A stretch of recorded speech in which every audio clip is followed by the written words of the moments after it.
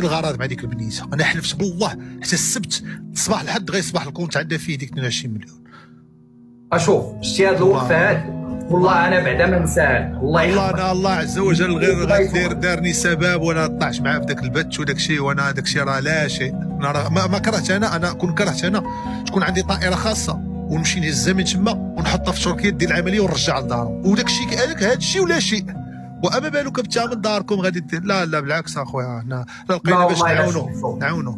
الله كي داير انت اخويا؟ تنتمنى بنادم ما يحصركش في لا سبيتي ولا شوف المزيان فيه. لا انا شوف انا عارف واحد الحاجه اخويا فاروق، بان الانسان غير انسان، واخا ما عرفتش تبقى دير معاه 100 حاجه واعره ودير معاه حاجه واحده 100 واحد دير خيبه يعقل لك على الخيبه. انا هذه عارفها، وهذه كنقول حتى انا راه فيا، حنا انسان الله عز وجل داير فينا واحد الغرائز اللي من ضمنهم هذه مع الانسان عادي. كاينه شوف كاينه واحد المقوله صينيه قال لك السمعه السيئه تنتشر مثل النار في الهشيم.